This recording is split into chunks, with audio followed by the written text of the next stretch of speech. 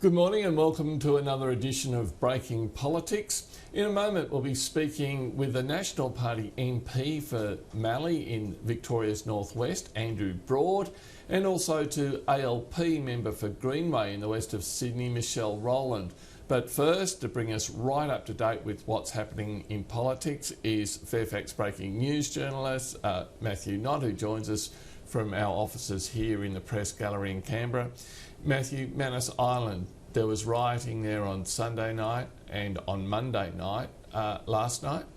Last night, well, thankfully it was, apparently the Minister says this morning that it was calm last night and that there were no incidents, so that's a bit of a relief really after all the violent clashes over the previous 2 nights, so that's good news. So I guess the focus now turns from what's happening on the ground there in Manus to the political fallout. What's happening there? Yeah, well, there's still a real need to get to the bottom of exactly what happened. I mean, the Minister gave 2 press conferences yesterday, which is really unusual to have that type of openness, with Operation Sovereign Borders.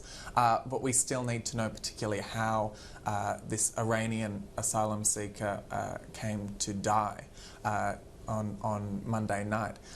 There was an interesting incident that the Iranian news agency, official news agency, is reporting that Australia's ambassador to Iran was called in and told that this is unacceptable, to have this happen.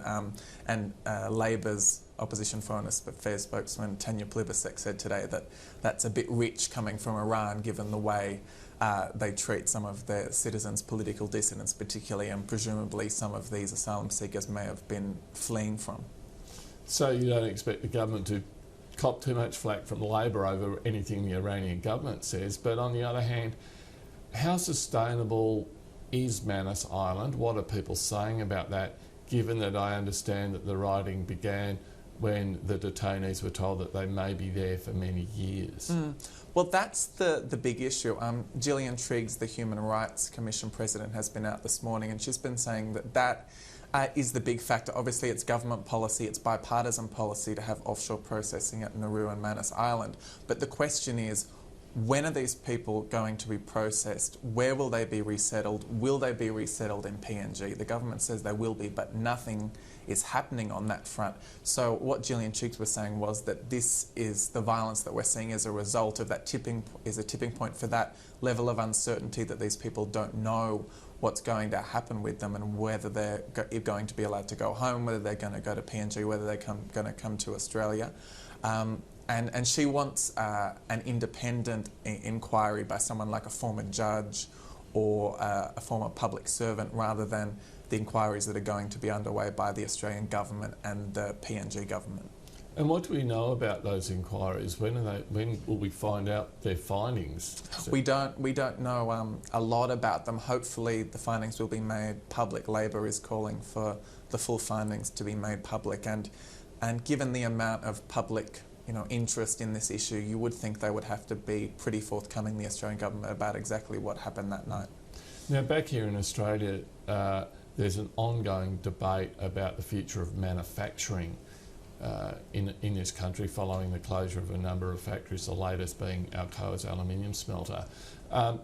Some tension there within the coalition government here in Canberra and between it and some of its state colleagues? Yeah, well, Victoria's obviously having a really tough time at the moment in its economy. We've had the problems with the car manufacturing sector with Ford and Holden and then Toyota. Then obviously we had the stoush over SPC, Ardmona, with the Victorian government quite willing to give money to keep that operation going in Shepparton, and the federal government saying, no, we're not going to do it. Then the latest is Alcoa closing down the aluminium manufacturer.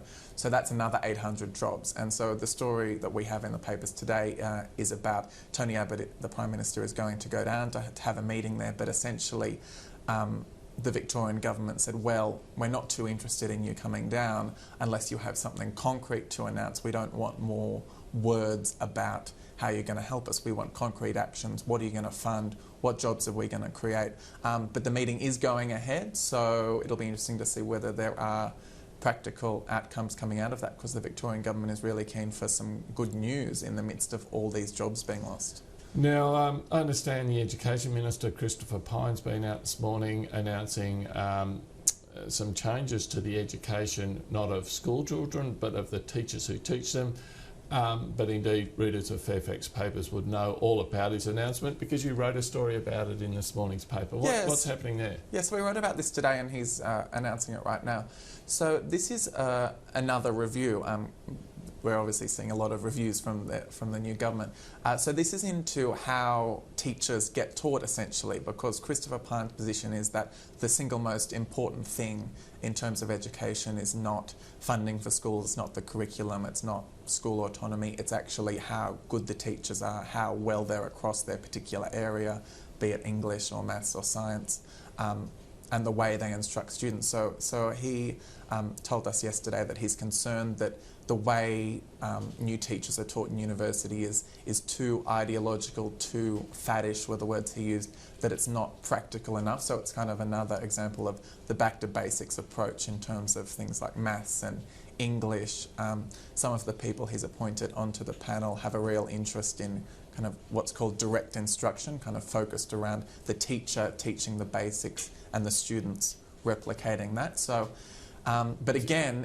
Do you expect this sort of review to be well received, or do you expect some sort of pushback from teachers' unions? The teachers' unions aren't happy, and they aren't happy with the choice of the chair of the review because that's Greg Craven from the Australian Catholic University, and so his university has quite low entrance standards, for example, for teachers, and the unions say, well, we should be having minimum entry scores for people to get into teaching degrees, whereas obviously the universities have a stake against that because they want to enrol as many people as they can. Okay, and just finally, we're seeing some of the detritus from the previous Parliament being washed out through the court system. Thank God. With, Craig Thompson found guilty on multiple charges yesterday. Former Speaker Peter Slipper in the ACT courts today. What's that all about? Yeah, so the Peter Slipper case just drags on and on. This is again about the what has been alleged is an inappropriate use of Commonwealth taxi vouchers to visit wine tasting tours, essentially vineyards. And so this goes back quite a few years ago before he even became Speaker, and so Peter Slipper's legal team is asking for a stay of their charges. They're saying that this shouldn't go ahead, that it's been an abusive process. This is what they argued, of course, with the Ashby matter, and that it's going to interfere with his parliamentary privilege.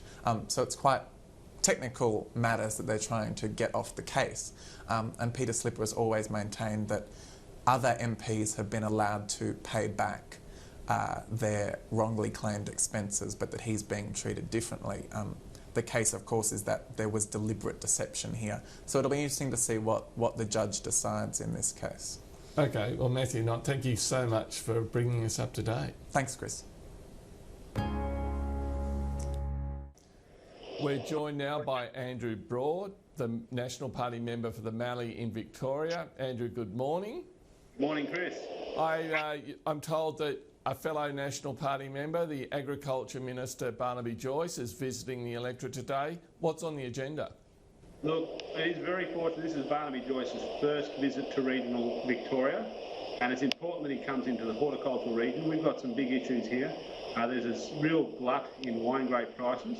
Also, we'll be talking about table grape exports into China, which has been a fantastic opportunity, and we're producing a very good product and getting it into there. As well as talking about fruit fly to maintain our good quality standards. So it'll be a good day, and it's very encouraging, I think, for the growers up here to have the Federal Agriculture Minister come into this part of the Mallee. The big news story of the day, of course, is the events in Manus Island earlier the week with the death of an asylum seeker there. Do you think it's sustainable for Australia to have a detention centre running on Manus Islands for many years ahead? Look, I don't know any more than what you would know in the media, having only watched the reports from Scott Morrison. I guess the comments I would make is that our border protection policy appears to be working. Whilst there's some unpleasantness to it at times, we're stopping people from drowning at sea, and we had to be quite strong in removing the marketplace for people to profit at other people trying to get here. You know, I don't cast aspersions on people who aim to seek asylum, but we have to take away that marketplace, which the people smugglers have been having, and I think our government is doing that. Now, Australian police are trained in riot control, the use of non-lethal force, they're well equipped. Is it too much to expect the same from the Papua New Guinea police force, given it is a developing country?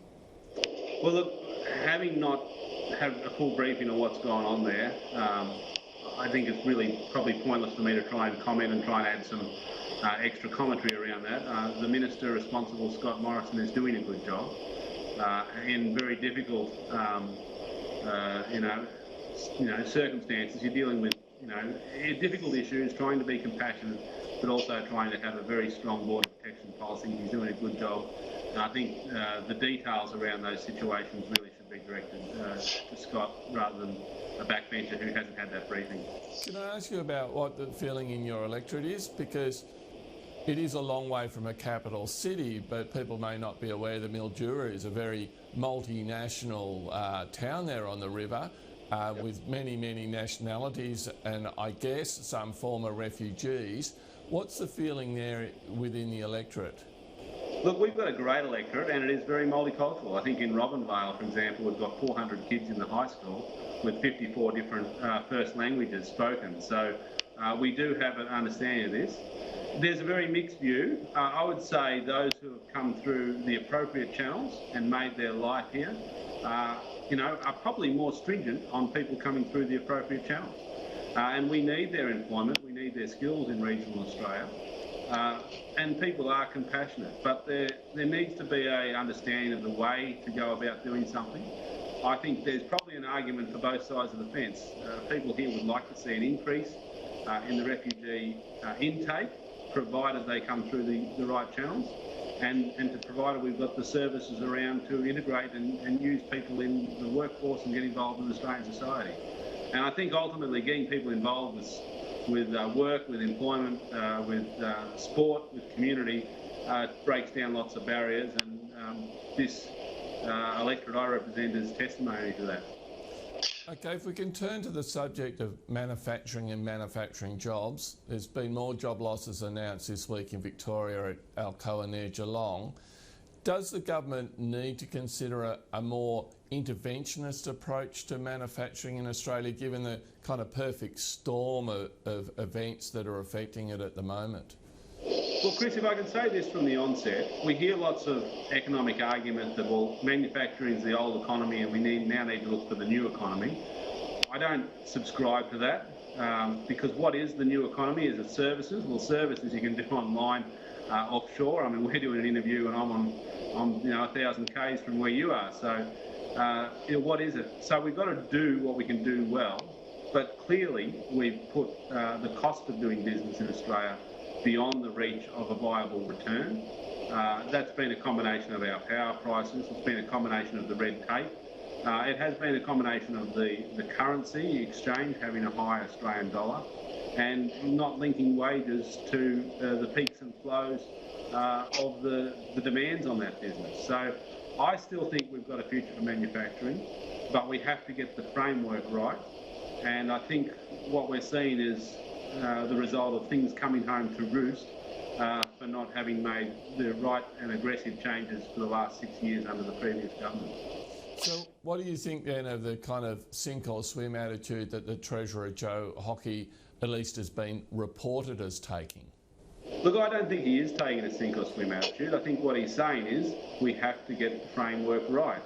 And we can spend a lot of time trying to pick individual businesses, and that's in some regards a hiding to nowhere. If I look across my electorate, I've got some great food manufacturing businesses, but why should I pick one over the other? What I should do is get the framework right for those businesses to function. We need to do that, and frankly our reform agenda has been blocked in the Senate. It's one thing for people to say, well, why isn't the government making those changes? We are putting that legislation through to make those changes, and it's getting knocked back. And I think it should be imperative for the whole Australian community to say we want a Senate that's going to let the government govern because we've got to maintain our competitiveness so we can maintain our jobs. On a final issue, the Craig Thompson affair seems to finally be drawing to a close. He's been found guilty on multiple charges of abusing his role when he was head of the Health Services Union. Do you feel that his behaviour tarnishes all federal MPs or all politicians in the mind of voters? Look, I think sometimes all of politicians' behaviour might tarnish federal MPs. Look, the Australian parliamentary system is a reflection of the Australian population. And in that, you're going to get those who do the wrong thing and those who do the right thing. But politicians are people. So I guess I'm less reluctant to throw dispersions on one parliamentarian, but to say that ultimately he was voted out. And if the parliamentarian isn't representing the people in the values that they hold, they get voted out. And if he's broken the law, we've got a legal system to deal with that. And that sounds like it's run its full course. So I think it's imperative as all a member of Parliament to understand we do have a responsibility. You know, I hope to do my best, but ultimately my conduct and my job as a parliamentarian is up for review every 3 years, and that's how the system works, and I think that's why it's such a good system. So if he's been voted out of office and justice has run or is running its course, why the need for a Royal Commission? Look, I haven't heard the calls into the Royal Commission into Craig Thompson's instance. So you're talking about the Royal Commission into the union movement, I imagine. That's right. That's a little bit different. So you're looking at a structure, not at a person. So the structure there is people are paying union fees. They expect those union fees to be used to represent their interests and to further their opportunities in their employment. And if it's been taken by some and embezzled, or if the union's using standover tactics to get their way, and that's actually inhibiting our productivity in the building, then it does need a good review. And I think the community seems to be pretty happy to shine a light on it. If nothing comes up from shining the spotlight on it, well, there's no problem. But I think what we've seen as union leaders know that their credibility is in the balance here, and so they're welcoming the Royal Commission because ultimately the whole thing runs on trust, and if people aren't going to contribute to a union if they can't trust those who are there to look after them. Okay, Andrew Broad, thank you so much for your time this morning. Thank you, Chris.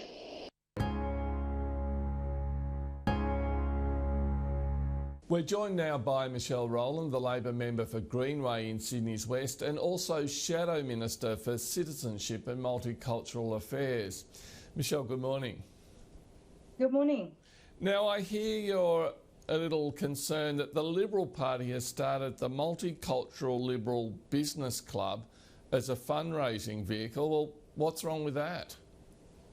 Well, they can do whatever they like, Chris, but it's a very hypocritical move. On one hand, they cut over $11 million of grants to local multicultural groups. So one hand, they rip things away. The other hand, they put out the collection plate saying, please donate to the Liberal Party. Thanks very much. What a pack of hypocrites. So you don't think they may not get too many donations? Who knows what they'll get, but I would just point out to any multicultural group who's considering supporting this little venture that they should be aware of exactly the kind of people they'd be giving money to. Okay, if we can turn now to the big news story of the day, which is events on Manus Island in Papua New Guinea. As I understand it, the detainees there became upset when they were informed that they may be held, if you like, in limbo for many years to come. Is it sustainable to keep the Manus Island Detention Centre going for many years to come? The fact is that having these offshore processing centres and these regional arrangements in both Manus Island and also Nauru, this really underpins the entire policy framework that was initiated in July last year. So really it is in an Australian policy interest to make sure that these work. And look, let's not forget what's happened here. It's been an absolute tragedy. At least one person I understand has died. There's been substantial injuries. So we need to make sure that this is maintained and maintained properly. And, you know, I won't say it, but I remember when Labor was in government and incidents similar to this would happen. And we would be accused by Scott Morrison and the Liberals of having blood on our hands and all the rest of it. I would just say that this is a tragedy, but also it underlines the fact that we need to make sure that they're properly resourced. I mean, one thing I will say, if Scott Morrison put a bit more energy into making sure that these places were properly staffed and resourced, we actually don't know how properly staffed and resourced they are, and maybe a bit less time into the secrecy and acting like he was in opposition, then that would probably be a good start. But it's a tragedy. We need to make sure that these centres work properly. Well, the Australian police forces are well trained in riot control. They're well equipped. They've been taught how to use non-lethal force. Is it too much to expect the same from the Papua New Guinea police force, given that it is a developing country? Well, I'm not fully aware of how much training has been given to the PNG police force, but I think you make a good point that given that this is a domestic policy issue that Australia is essentially contracting with other countries to assist us with, then one would think that we would want to do everything we can to make sure that those obligations are carried out properly. And look, I fully respect that Australian forces have had a lot to do in this situation. I have full confidence in their capabilities and their professionalism. And if they determine that that is what they need to do, then certainly I think that's something the government should look at. Now, to another subject, one that's been running for a couple of weeks now, and that's the fate of manufacturing in Australia. Manufacturing has been hit by kind of a perfect wave of events, everything from a high dollar to falling rates of return. Should the government be doing more to help manufacturing, and if so, what? Firstly, I think they need to have a plan. We were having a chat a week ago, and I made the comments there that we've had a very haphazard approach to where industry assistance is provided, the way this government views manufacturing in general. This news about Alcoa is tragic, not only for Victoria, but also for Western Sydney, where a number of people are employed, and there'll be flow-on effects from that. So another week later, and still no sign of a plan. I think this is most disturbing for the Australian people, that we don't have an industry policy in place to actually put into action. And there seems to be a disconnect between the Liberal coalition government in Canberra and the coalition governments in New South Wales and Victoria. Well, they should sort it out. I mean, it's one thing to have disagreements on issues of policy and policy direction. Both New South Wales and Victoria are, of course, sensitive because they've got elections coming up shortly after one another. But we're talking here about people's lives, and people's lives don't revolve around state elections. Sort it out, get an industry plan in place, and make sure that we have a sustainable manufacturing industry in Australia, because that is entirely possible if we had the right policy settings into gear. Okay, Michelle, the Craig Thompson affair finally seems to be coming to an end. He's being found guilty on a number of charges. Does his behaviour smear the reputation of all politicians, but particularly Labor politicians with union affiliations? I would hope that's not the case. And I would also say that the opinions that people have about politicians, I'm not telling you anything new when it's right down there along with some other professions which I won't name. I used to be a lawyer in a past life, so I won't name that one. But that's okay. I'm a journalist. I do think that it's important to recognize. Sorry? It's okay. I'm a journalist. I don't think we rate particularly highly either. Look, I think it's very important to recognise the people who were represented in the Health Services Union are in fact some of the most trusted people in our community. The nurses, the AMBOs and so forth. I'm actually really pleased, and isn't really getting a lot of media traction, but I'll say it here. The people who took over in the HSU after Craig Thompson's demise have actually worked very hard to turn the place around. They're decent people. They've managed to get hold of the membership again, actually start serving their members. And look, let's face it, they're going to need it with this wave of industrial reform under the guise of work choices under another name. So I'm glad that this is behind us, and I think that all people can move forward with confidence in the HSU today. Okay, Michelle Rowland, thanks for joining us this morning. My pleasure. And that's breaking politics for another morning. Now, Treasurer Joe Hockey, Opposition Leader Bill Shorten, Education Minister Christopher Pyne, all out and about holding press conferences this morning at various places around Australia. We'll be getting excerpts of those in, and they'll be on our website soon. In the meantime, stay up to date across the rest of the day with Fairfax News websites. And then until tomorrow, have a great day.